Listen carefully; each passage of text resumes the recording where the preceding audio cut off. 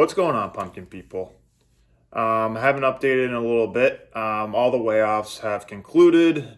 I just wanted to just give a quick video on what things we did well this year in the patch and things we'll be working on to improve on in the 2025 pumpkin season. As a reminder, I do have giant pumpkin seeds for sale. Link in my bio, and I'll have a link in the description of this video. So if you want to improve yourself as a giant pumpkin grower, you have to be self-critical, I think. So here's some things that I don't think went so well this season. Some things I could improve on, starting from, say, my seed starting. I'd say I still have a little problem with burn on the seedlings under my grow lights. I'm not sure if it's my grow light or it's the potting mix. So the second true leaf always gets a little crinkled. So I don't know what's going on with that. So I think this winter I'm gonna make some videos of just some test germinations. I'm gonna try some different techniques, and we're gonna try and improve the start. Also, as an update, I'm expanding the giant pumpkin patch. So my patch was about 250 square feet of soil this past year, and we're going to be expanding the patch for next year to about 800 square feet, 8 to 900 square feet. I'm in the process of doing that. I'll launch a video hopefully in a couple weeks with the completed patch. So I think with the expanded patch for next year, we're going to be able to just grow our plant a little bigger. Our plant will be able to root in everywhere. The patch is going to be about 30 by 30 or 30 by 25. I haven't decided yet. So we're going to have a lot bigger patch, and hopefully that's going to make our weight gains go up. So I think that's going to be a big thing that's going to really help me next year. So I might make my hoop house a little bit bigger so it can stay in the hoop house a little longer, so we can get our plant as big as we can early June, and then hopefully we can get another pollination end of June, June 20th, June 25th. I'm going to be really going for 12 to 18 feet out. This past season, we had a little bit of trouble pollinating. I got one to set at 10 feet, which was not ideal. That was plan C or D. I mentioned in a few of my videos. Go check those out.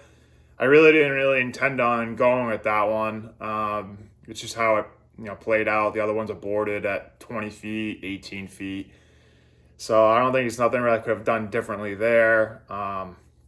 So hopefully we just get a bigger plant next year. That's the real main goal. Let's get a bigger plant. We're going to be doing a soil test in the spring. We did that last year. We'll make our soil even better than it was this year.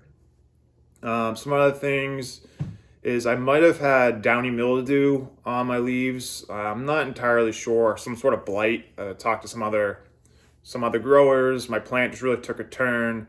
I'd say beginning of August or so, mid-August, it really just started declining pretty fast. So I don't know if I should try a different fungicide program, or I'm going to be doing the same fungicide program, but maybe increasing the frequency, or I'm just going to reduce the concentration, but more frequent. So I don't know. I might throw another in the rotation of another fungicide. So I'm going to do some little research over the winter here about my fungicide program. Some positives from this 2024 season was I had no squash vine borer pressure. Usually they find some way to get in my vines, and so the metocloprid would definitely really help this year. I had no issues with the squash vine borer, which is really great. And the cucumber beetles, I kept those at bay, and I think the contact insecticide I was using, which was Tall Star, took care of those and beetles as well. So that really was nice. So next year, I think the bigger patch, a little bit better fungicide program. I think we're going to really increase our weights. This year was my first year doing a giant pumpkin weigh-off, which was really cool. It was a great experience. Check out those videos I've posted. We went to the Big E in West Springfield, Massachusetts. We placed fourth. We came to fourth place. That was pretty good. There's some big pumpkins there. I think the winner was like 1,500 pounds. Second place was in the 1,200 pound range. Third was 590 pounds. And then we had Casper at fourth at 531 and a half pounds. And then fifth place actually was 530 and a half pounds. So we squeaked out fourth place by 1 pound, which is pretty crazy. So that was exciting.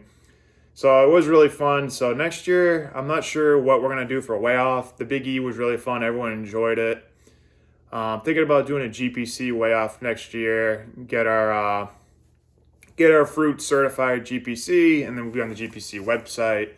So maybe that's a goal next year, is do one of those weigh offs. But we'll see how the plant goes and where we're at. I mean, if the pumpkin's slowing down next year, I might do like Woodstock, or I'll do, maybe Rhode Island way off. That's later. It's like, I think just happens like first or second week in October. So if our pumpkin's still growing, it's doing really well, and we got new personal bests, I mean, I might just hold off and go to Rhode Island. So we'll see how it shakes out.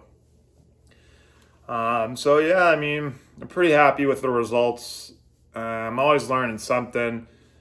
I think, really making this patch a little bit bigger is definitely going to help us. Talking to other growers, this year too, I think the EC meter I was using, our plant really got going quickly in the beginning. So I think the frequent feeding, I was feeding almost every day something. And that was some insight I got from, some other growers, which is great. So I think feeding every day is huge. Nothing too crazy, but just a little bit of something. You're just giving that plant something to eat every day. You don't want to give it a huge, plate, so to speak, plated meal.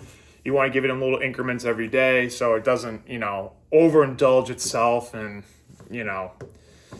so that was good. So I think that really worked out. And I was feeding with the Ortho sprayer, which made things a little easier actually. And then the EC meter, I was testing what was coming out of the Ortho sprayer. So my fertilizer program, I think I definitely increased and made it a lot better this year. So was definitely a positive, and I'll definitely be using the EC meter again. And then testing the EC of the soil. I knew what was in that soil. I still think at points I was underfeeding. And so I think when the pumpkin takes off next year, I really got to hit it with calcium, where I've been reading, and some boron. So boron and calcium, I think, are going to make our weights go up. I got to really make sure that calcium is given to the pumpkin right when it's taken off. So I'm going to try to do 0025. I think it's CalMag. I have to do a little bit more research on that. But calcium and boron, we're going to be trying to increase those next year. Boron, I'm going to be spoon feeding. It can become toxic to your plant. So you got to be really careful with boron. I've been reading some posts and talking to some other growers. They haven't had any issues with soil toxicity with boron.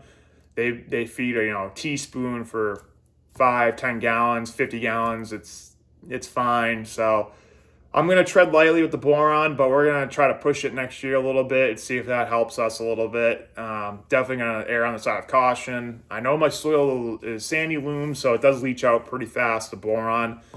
So we'll be getting our soil tested in the spring, early spring, doing our amendments, and then we're going to put the hoop house on early like we did last year, which I also thought was a positive. The soil was warm this year. I felt like we put the hoop house out early, and I felt like that really got the soil up to temperature, and we're going to be doing soil heating cables again. That's definitely, I think, helped us out with our plant growth. But I don't know, I've been teetering with the idea of putting a grow light in the greenhouse and the hoop house when the plant's young. A lot of growers do it. I don't know if I'm going to do it or not. I don't know. I don't know how I feel about that. So we're going to see. I think when my plant goes out, I might just let the sunlight do its thing, and then hopefully it'll keep that greenhouse a little warmer, and then that plant will take off. So all in all, a good season. I was really hoping for 600 pounds. Casper came in really light at 531.5, but we did get the pumpkin to the scale, which is half the battle. And a lot of these pumpkins don't even get that far. They split, they crack, you get stem splits, you get rot. So just getting a pumpkin to the scale is an achievement in itself. So all in all, 2024 season, we're going to call it a success. but to be critical of yourself is important as a grower. So that's the only way you're going to improve. So I'm really excited to see what we can do next year. I'm going to keep doing this blog, and I appreciate everyone following along.